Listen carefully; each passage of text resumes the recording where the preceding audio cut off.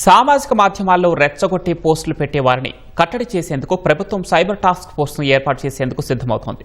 అత్యాధునిక సాంకేతిక పరికరాలతో సామాజిక మాధ్యమాలపై టాస్క్ ఫోర్స్ నిఘా పెట్టనుంది.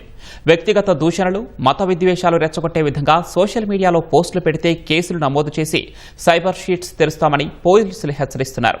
నకిలీ ఐడీలు వినియోగించి అనుచిత పోస్టులు పెట్టినా నిందితులను పట్టుకుంటామని చెబుతున్న సైబర్ క్రైమ్ ఐజీ ఆకే రవికృష్ణతో మా ప్రతినిధి జయప్రకాష్ ముఖాముఖి.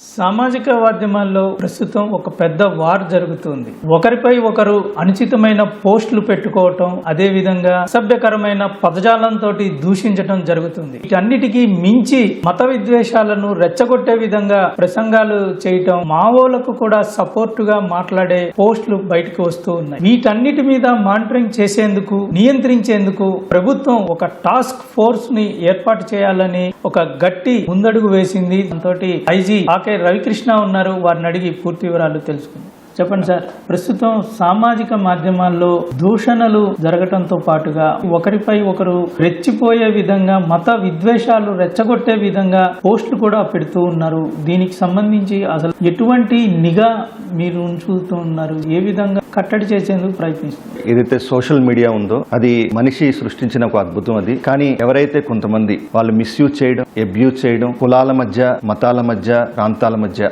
విద్వేషాలు రగిలించాలనే ప్రయత్నాలు కూడా చేస్తున్నారు. ఆంధ్రప్రదేశ్ పోలీసు ప్రత్యేకంగా ఒక సైబర్ వార్ రూమ్ కూడా త్వరలోనే తీసుకురాబోతున్నారు. సైబర్ గార్డ్ అని చెప్పేసి గౌరవ డీజీపీ గారు కూడా ఆదేశాలు ఇచ్చారు. అది కూడా త్వరలోనే ప్రజలకు అందుబాటులో రాబోతుంది. ఈ సోషల్ మీడియా అబ్యూస్ వీటిని తగ్గించడం కోసం అన్ని రకాల ప్రయత్నాలు పోలీసులు ప్రారంభించారు. ఇప్పటికే చాలా మందిని గుర్తించడం జరిగింది. ఏదైతే యువతీ యువకులు ఉన్నారో ఈ సైబర్ స్పేస్ లో వాళ్ళందరికీ కూడా హెచ్చరికలు జారీ చేస్తున్నాం. చాలా అప్రమత్తంగా ఉండండి. సైబర్ స్పేస్ లో మీరు చేసే ప్రతి చర్య కూడా డిజిటల్ ఫుట్ ప్రింట్ ద్వారా భద్రపరచబడుతుంది. ప్రపంచంలోని ఇప్పుడు సైబర్ స్పేస్ లో ఏ విధమైన చర్య చేసినా సరే అది ఎక్కడో ఒక నిక్షిప్తం అయిపోయి ఉంటుంది. ఈ రోజు కాకపోయినా రేపైనా సరే దాని వల్ల మీకు ప్రమాదం ఏర్పడే అవకాశం ఉంటుంది. కాబట్టి మేము అందరికీ విజ్ఞప్తి చేస్తున్నాం. సైబర్ స్పేస్ లో కూడా చాలా మంచి ఆన్లైన్ బిహేవియర్ తో ఉండాలని చేసి వాళ్ళకి విజ్ఞప్తి చేస్తాం. సామాజిక మాధ్యమాల్లో రెచ్చిపోయే ఆకతాయిల పైన, పోకిరీలని కట్టడి చేసేందుకు టాస్క్ ఫోర్స్ ఏర్పాటు చేయాలని సాక్షాత్తు సీఎం ఆదేశాలు జారీ చేశారు. దానికి సంబంధించి ఎటువంటి ప్రయత్నాలు జరుగుతున్నాయి? గౌరవ సీఎం గారు స్టేట్ లెవెల్ ఒక టాస్క్ ఫోర్స్ పెట్టాలని, state level social media response ఒకటి ప్రారంభించాలని కూడా ఆదేశాలు జారీ చేశారు. దానికి తగ్గట్టుగానే ప్రస్తుతం అన్ని రకాల చర్యలు తీసుకుంటున్నాం. త్వరలోనే ఇవన్నీ కూడా అందుబాటులోకి వస్తాయి. ఎవరైతే ఇంకా కుటుంబ సభ్యుల మీద, మహిళల మీద, పిల్లల మీద టార్గెట్ చేస్తున్నారో దాన్ని సిసామ్ అంటారు. దానికి సంబంధించి కూడా పూర్తి స్థాయిలోని వాచ్ పెట్టాలని నేను తీసుకోవడం జరిగింది. కులాల మధ్య, మతాల మధ్య విద్వేషాలు రగిలించడం, మావోయిజం ఇటువంటి భావజాలాన్ని వ్యాపింపచేయడానికి కూడా కొంతమంది ప్రయత్నాలు చేస్తున్నారు. వాటిని కూడా వాచ్ పెట్టడం కోసం కూడా ఈ సైబర్ వార్ రూమ్ పనిచేస్తుంది. భవిష్యత్తులో ఇంకా చాలా కీలకంగా ఈ వ్యవస్థలన్నీ మారబోతున్నాయి. యువతీ యువకులు కూడా అప్రమత్తంగా ఉండి మీకు ఎటువంటి కంటెంట్ మీకు చేరితే ఇంకా తప్పకుండా మీరు సైబర్ పోర్టల్లోని ఇన్ఫర్మేషన్ ఇవ్వాల్సిందిగా 1930 కాల్ చేయాల్సింది కూడా విజ్ఞప్తి చేస్తారు. రాజకీయ పార్టీలు చేసేటువంటి ఈ సోషల్ మీడియా నెట్వర్క్ల పైన మీరు ఎటువంటి నిఘా పెడుతూ ఉన్నారు? ఎటువంటి సూచనలు వాళ్ళకి చేస్తారు? మనకి ఆర్టికల్ 19(1)A ప్రకారం ఈ పార్టీలు ఉన్నా సరే వాక్ స్వాతంత్రం ప్రకారం రాజకీయంగా వాళ్ళు ప్రసంగించుకోవచ్చు, విమర్శలు చేసుకోవచ్చు. కానీ దానికి అన్నిటి కూడా పరిమితులు ఉండాలి. కుటుంబ సభ్యుల మీద గానీ, వ్యక్తిత్వ హననానికి పాల్పడడం గానీ, ముఖ్యమైన వ్యక్తులు ఉంటారు, నేతలు ఉంటారు, వాళ్ళ ఇంట్లో పిల్లల్ని కూడా టార్గెట్ చేసి, అమ్మాయిల్ని కూడా వాళ్ళ మీద కూడా నీచమైన అబ్యూజివ్ లాంగ్వేజ్ ఉపయోగించడం నేను గమనించాను. నిజంగా ఇది చాలా బాధాకరం. వీటన్నిటిని కూడా ఆపాలి. రాజకీయ పార్టీలు కూడా వాళ్ళందరూ కూడా సోషల్ మీడియా ఎథిక్స్ కమిటీ వాళ్ళ పార్టీలో కూడా పెట్టుకోవాలి. ఎవరైనా సరే చాలా ఘోరమైన భాషలో దూషణలు పాల్పడితే ఇంకా ఆ వ్యక్తి మీ పార్టీకి చెందినవాడు కాదని డిక్లేర్ చేయాలి. అటువంటి కమిటీలు వచ్చిన రోజున తప్పకుండా ఇటువంటి సమస్యలు పరిష్కారం అవుతాయి. ఖచ్చితంగా అసభ్యంగా పోస్టులు పెడితే ఎటువంటి సెక్షన్లు విధిస్తారు? సోషల్ మీడియా అబ్యూస్ సంబంధించి మనకి బిఎన్ఎస్ లో కొన్ని చట్టాలు ఉన్నాయి. సెక్షన్ 351, 52, 56 ఇటువంటి చట్టాలు. క్రిమినల్ ఇంటిమిడేషన్ సంబంధించి, క్రిమినల్ డిఫమేషన్ సంబంధించి, అదేవిధంగా ఇన్ఫర్మేషన్ టెక్నాలజీ యాక్ట్ 2000 ప్రకారం కూడా సెక్షన్ 67 నుంచి 66(c)(b)(d) అనే ఒక ముఖ్యమైన సెక్షన్లు ఉన్నాయి. అదేవిధంగా మహిళల్ని, పిల్లల్ని, ఎస్పెషల్లీ అమ్మాయిల్ని టార్గెట్ చేస్తే పోక్సో చట్టం కూడా వర్తింపజేసే అవకాశం ఉంది. కాబట్టి మీరు ఆన్లైన్ బిహేవియర్ ఎట్టి పరిస్థితుల్లో కూడా చాలా చక్కగా ఉంచుకోవాలని చెప్పేసి యువతీ యువకులకి మేము విజ్ఞప్తి చేస్తాం. తాజాగా ఓ కేసులో ఉపా యాక్ట్ కూడా పెట్టిన పరిస్థితి. ఆ స్థాయి కేసులు పెట్టే అవకాశం ఈ సోషల్ మీడియాలో చేసే పోస్టులకు ఉంటుందా? ఈ రోజు ఒక పని చేస్తున్నాం అంటే డిజిటల్ స్పేస్ లో 100 సంవత్సరాల తర్వాత కూడా అది అలాగే ఉంటుంది. అదే విధంగా డిజిటల్ స్లిప్పరీస్ లో మొదటి మొదటిసారి మనం చాలా చిన్న విషయంలో మనం కామెంట్ పెడతాం, లేదంటే ఒక వీడియో చేస్తాం. దాని తర్వాత దాని దోషణల్ని పెంచి మనం చేస్తాం. తర్వాత కుటుంబ సభ్యులను టార్గెట్ చేస్తాం. దేశ సమగ్రత గురించి వాటి గురించి కూడా మనం వ్యతిరేకంగా మాట్లాడతాం. అది కూడా కొంతమంది వీడియోస్ చూస్తారు. మతాలకు సంబంధించి దీన్ని స్లిప్పరీ స్లోప్ అంటారు. ఈ స్లిప్పరీ స్లోప్ వచ్చిన తర్వాత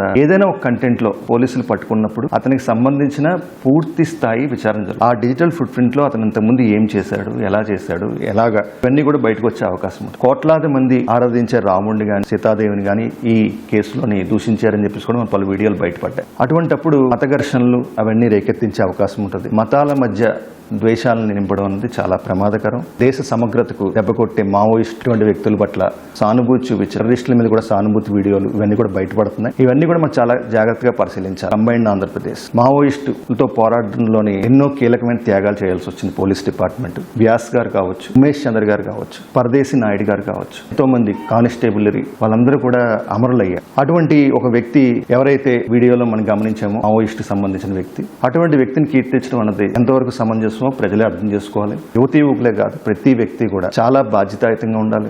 మన తల్లిని మన తండ్రిని మనం ఎంతలా గౌరవిస్తామో వేరే వ్యక్తిని కూడా అంతే గౌరవించాలి. విమర్శలు చేయాలన్నా రాజ్యాంగబద్ధంగా మనకు హక్కు ఉంది. ఆ విమర్శలు శృతి మించకూడదని మేము కోరుతున్నాం. వాళ్ళ వ్యక్తిగత ప్రయోజనం కోసం వాళ్ళు మతాల మధ్య, కులాల మధ్య, ప్రాంతాల మధ్య విద్వేషం రగిలిస్తున్నారు. ఆ వ్యక్తుల్ని పోలీస్ డిపార్ట్మెంట్ గుర్తిస్తుంది. వాళ్ళందరి మీద కూడా షీట్స్ ఓపెన్ చేయబోతున్నాం. ఎవరైతే మల్టిపుల్ కేసుల్లో ఉన్నారో వాళ్ళ మీద ఆర్గనైజ్డ్ క్రైమ్ కూడా పెట్టబోతున్నాం. మీకు ఒక వీడియో యూట్యూబ్లోనో ఫేస్బుక్లోనో ఒక వీడియో వచ్చింది. ఆ వీడియో చూడగానే చాలా మంది మీరు లైక్లు కొట్టారు కదా, మీరు లైక్ కొట్టడం, లేదంటే ఇంకా సంఘ వ్యతిరేకంగా ఉంది అని మీకు తెలిసిన తర్వాత కూడా దాని మీద అబ్జెక్షనబుల్ లాంగ్వేజ్లో మీరు కూడా కామెంట్ పెట్టి ఇవన్నీ చేయొద్దని మేము విద్యార్థులకి సూచనలు ఇస్తున్నాం. భవిష్యత్తులో మెంటల్ హెల్త్ కానీ మన భవిష్యత్తు కానీ పుణ్యమయ్యే అవకాశం ఉంటుంది. మంచి ప్రవర్తనతో సైబర్ స్పేస్ను ఉపయోగించుకోండి. సైబర్ స్పేస్లో కూడా మనం మంచిగా మర్యాదపూర్వకంగా ప్రవర్తించాలని నేను విజ్ఞప్తి చేస్తున్నాను. ఆర్టిఫిషియల్ ఇంటెలిజెన్స్ నూతన టెక్నాలజీని ఉపయోగించి తాము దొరకకుండా ఉండేందుకు చాలా మంది ఈ సోషల్ మీడియాలో కామెంట్స్ చేస్తూ ఉంటారు, పోస్టులు పెడుతూ ఉంటారు.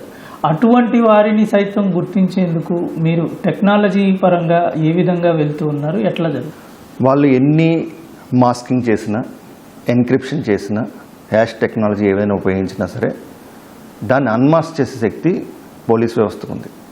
భవిష్యత్తులోని అడ్వాన్స్డ్ టూల్స్ కూడా మేము ప్రొక్యూర్ చేయబోతున్నాం. పోలీస్ డిపార్ట్మెంట్ వాటిని సేకరిస్తుంది. ప్రతి క్రిమినల్ కూడా తను చేస్తున్న నేరం ఎవరు గమనించట్లేదు అనుకుంటాడు, కానీ అతను ఏదో ఒకటి వదిలి వెళ్తాడు. స్పేస్లో కూడా అతను అన్మాస్క్ చేసుకుని అతను ప్రైవేట్ వీడియోస్ పోస్ట్ చేస్తూ అతను కనిపించకుండా VPN ఉపయోగించిన వేరే దేశాల్లో ఉన్నా సరే వాళ్ళ వివరాలు మొత్తం మేము తీసుకుంటున్నాం. వాళ్ళ వివరాలు మొత్తం మానిటర్ చేస్తున్నాం. భవిష్యత్తులో ఈ మానిటరింగ్ ఇంక్రీజ్ అవుతుంది. స్టేట్ లెవెల్ టాస్క్ ఫోర్సులు కానీ, state level social media response cell కానీ, సైబర్ వార్ రూమ్ కానీ, సైబర్ గార్డ్ కానీ ఇవన్నీ వచ్చిన తర్వాత సైబర్ స్పేస్లో మరింత పెట్రోలింగ్ నడుస్తుంది. ముఖ్యంగా దేశ భద్రతకు సంబంధించి, అదేవిధంగా అంతర్గత భద్రతకు సంబంధించిన ఎట్టి పరిస్థితుల్లో కూడా అటువంటి వీడియోస్ పోస్ట్ చేయొద్దు. అటువంటి వీడియోస్ని మీరు ఫార్వర్డ్ షేర్ చేయొద్దని మేము విజ్ఞప్తి చేస్తాం. మమ్మల్ని ఎవరు గుర్తించరు, మేము ఎక్కడో ఉన్నాం, ఏం చేసినా పర్వాలేదు సామాజిక మాధ్యమాల్లో అనుకుంటే పొరపాటే. ఖచ్చితంగా మీరు ఎక్కడ ఉన్నా సరే కనిపెట్టి కేసులు నమోదు చేస్తాం, శిక్షలు పడే విధంగా చర్యలు తీసుకుంటాం అని ఐజీ చెప్తూ ఉన్నారు. ఇక మీదట ఈ విధంగా పోస్టులు పెట్టొద్దు అని సూచిస్తూ ఉన్నారు. కెమెరామెన్ సైదాతో జయప్రకాష్, ఈటీవీ న్యూస్, మంగళగిరి నుంచి.